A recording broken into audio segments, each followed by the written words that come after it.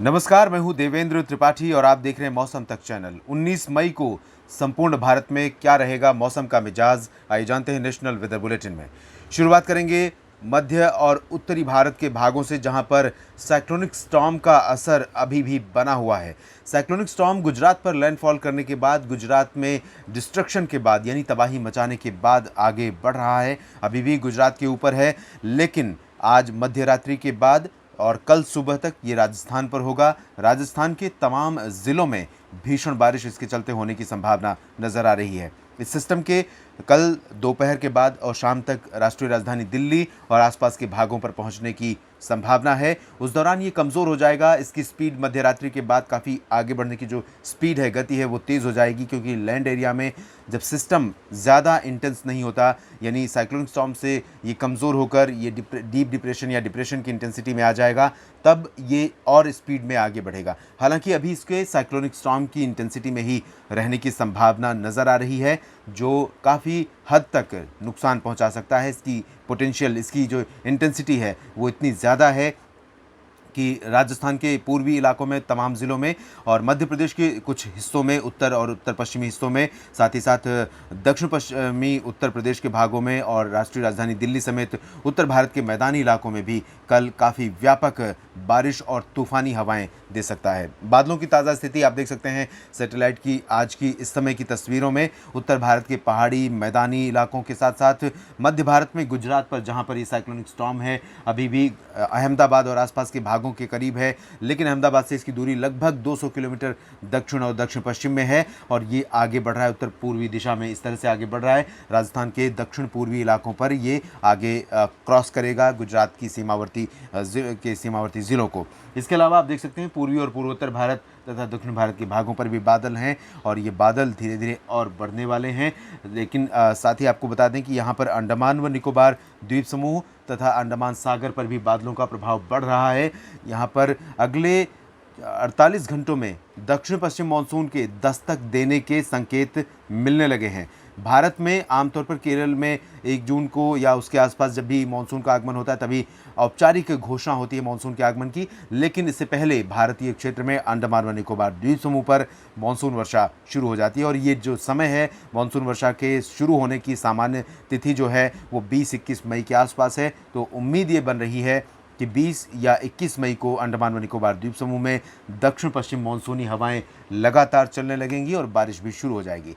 इन स्थितियों के बीच आइए जानते हैं कि कहां पर अगले 24 घंटों के दौरान व्यापक वर्षा होने की संभावना है। फिलहाल शुरुआत करेंगे मध्य भारत के भागों से ही, क्योंकि अभी यहाँ पर बारिश हो रही है। गुजरात के उत्तर पूर्वी ज़िलों में कई जगहों पर, गांधीनगर, वडोदरा से लेकर तमाम जो उत्तरी इलाके हैं, मेहसाना, पाटन, साबरकांठा, बनासकांठा और साथ ही साथ जो पूर्वी रीजन है सूरत, वलसाड़, नवसारी का, इन सभी क्षेत्रों में भी कई जगहों पर वर्षा हो रही है।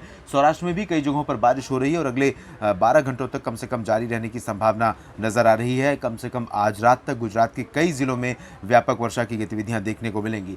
और इसके साथ ही मध्य प्रदेश के पश्चिमी भागों, महाराष्ट्र के तटीय इलाकों में कई जगहों पर वर्षा की गतिविधियां हो रही हैं। यहाँ पर काफ़ी इंटेंसिटी कम हो जाएगी, क्योंकि साइक्लोनिक स्टॉर्म इस तरह से आगे बढ़ रहा है। बढ़ते हुए देखिए आप दिल्ली के ऊपर कल यानी 19 मई को इसके पहुंचने की संभावना है। अब उत्तर भारत की तरफ चले तो यहाँ पर राष्ट्रीय राजधानी दिल्ली और हरियाणा, पंजाब तथा उत्तराखंड इसके सीधे राडार पर होगा। ये अपना जो अंतिम पड़ाव है, इसे कह सकते हैं भारतीय लैंड का, भारतीय भूभाग का, वो उत्तराखंड होगा। उत्तराखंड के बाद ये पार कर जाएगा। हालांकि उत्तराखंड पर पहुंचने के बाद हाई टेरेन मिलेगा इसको, जिसकी वजह से ये अब उसके आगे की जर्नी नहीं कर पाएगा और वहीं इसकी इंटेंसिटी लूज हो जाएगी। ऐसी संभावना बन सकती है। इसके कारण ही उत्तराखंड समेत जो पर्वतीय इलाके हैं, इनमें विशेष रूप से उत्तराखंड का जिक्र करेंगे, जहां पर मूसलाधार वर्षा इस साइक्लोनिक स्टॉर्म ताउते के कारण देखने को मिल सकती है। लेकिन जब ये उत्तराखंड के ऊपर पहुंचेगा, उस दौरान इसकी इंटेंसिटी साइक्लोनिक स्टॉर्म की नहीं रहेगी। इसके बावजूद काफ़ी भीषण बारिश उत्तराखंड के तमाम जगहों पर हो सकती है। क्लाउड बर्स्ट की भी आशंका बन सकती है। तो दक्षिण में हम कह सकते हैं ऋषिकेश और हरिद्वार, देहरादून, नैनीताल, मसूरी से लेकर उत्तर में उत्तरकाशी और चमोली, पिथौरागढ़, इन सभी जगहों पर काफ़ी सतर्क रहने की आवश्यकता होगी। कल और परसों यानी 19 और 20 मई को यहाँ पर काफ़ी डैमेज पहुँचा सकता है, काफ़ी नुकसान पहुँचा सकता है।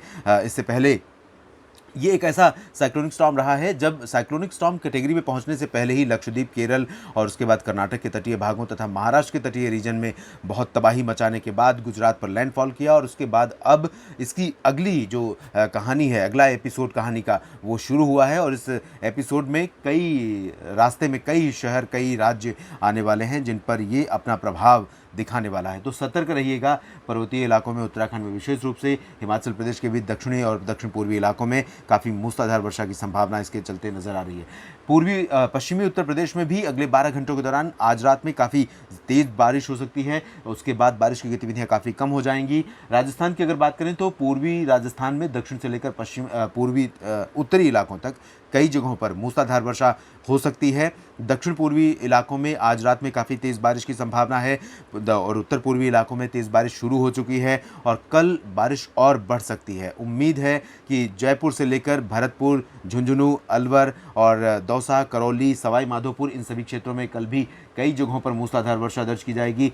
चूरू में भी कुछ स्थानों पर काफ़ी तेज़ वर्षा हो सकती है। राष्ट्रीय राजधानी दिल्ली और हरियाणा, उत्तर भारत के मैदानी इलाकों में कल हरियाणा रडार पर होगा इसके। जिस तरह से पर्वतीय इलाकों पर उत्तराखंड होने वाला है, इसी तरह से हरियाणा में सोनीपत, पानीपत, करनाल, अंबाला, कुरुक्षेत्र, यमुनानगर, पंचकुला, चंडीगढ़, इन सभी जगहों पर भारी वर्षा होगी। साथ ही साथ गुरुग्राम, पलवल और मेवात, इन सभी जगहों के साथ महेंद्रगढ़, रेवाड़ी, सिरसा, हिसार, इन सभी जगहों पर भारी वर्षा होने की संभावना है।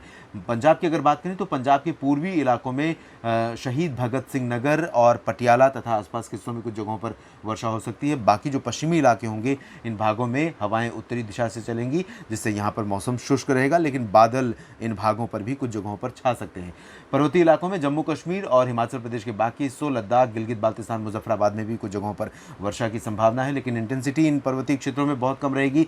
उत्तर प्रदेश में मध्य भागों में, लखनऊ में काफ़ी अच्छी बारिश हमें कल भी देखने को मिल सकती है। आज रात से ही बारिश की गतिविधियां शुरू हो सकती हैं या संभवतः इस समय बारिश शुरू हो गई होगी। दक्षिण पश्चिमी इलाका ज़्यादा प्रभावित हो रहा है। कानपुर, बांदा से लेकर के एटा, इटावा, मैनपुरी और आगरा, अलीगढ़, मथुरा, हाथरस तक, इन भागों के अलावा धीरे धीरे उत्तरी इलाकों में भी प्रभाव बढ़ रहा है।